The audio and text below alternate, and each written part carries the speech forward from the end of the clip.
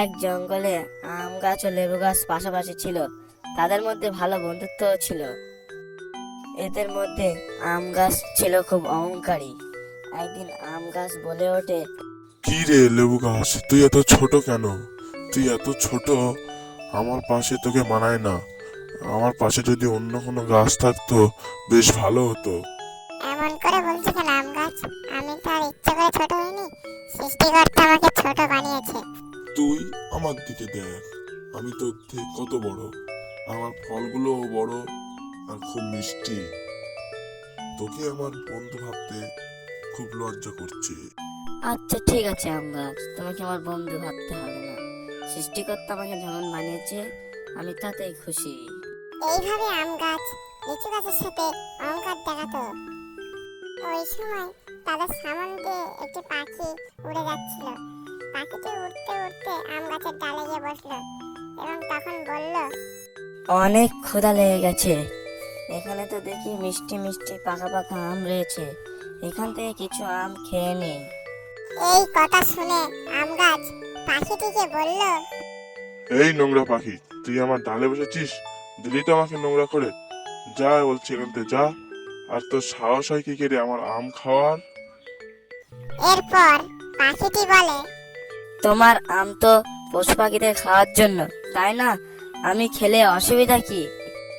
তোর মতো নোংরা পাখিকে আমার আম খেতে দেব না। নোংরা পাখি, নিজের মুখটা কখনো আয়নায় দেখেছিস? নোংরা পাখি কোথাকার। আম গাছের মুখে এরকম কথা শুনে লেবু গাছটি বলল, আরে আম গাছ বন্ধু, পাখিটির মনে হয় অনেক ক্ষুধা লেগেছে, ওকে দুটো আম খেতে দাও না। তুই চুপ থাক লিচু গাছ, তুই আমাদের মধ্যে নাক গলাবি না। আর তোকে বলেছি না তুই আমাকে বন্ধু বলবি না। আমার কোনো বন্ধু নেই। এরপর লেবু গাছ পাখিটিকে বলল, পাখি ভাই, তুমি আমার কাছে এসো, আমার কাছে এসে লেবু খেয়ে যাও। পাখিটি তখন লেবু গাছে চলে যায় এবং লেবু খেতে থাকে। লেবু খাওয়া শেষে পাখিটি লেবু গাছকে বলে, তোমার কথা যেমন মিষ্টি, তোমার ফলও তেমন মিষ্টি। আম গাছ খুব অহংকারী, এই অহংকারের ফল সে একদিন উপভোগ করবে। এই বলে পাখিটি সেখান থেকে উড়ে চলে যায়। আম গাছটি কোনো পশু পাখিকে কখনোই তার আম খেতে দিত না, এমনকি তার ডালেও বসতে দিত না। কিছুদিন পর বনে একজন কাঠুরে আসে এবং এসে বলে, এখানে তো দুটো গাছ দেখতে পাচ্ছি, একটি আম গাছ আর একটি লেবু গাছ, কিন্তু কাটবো কোনটাকে?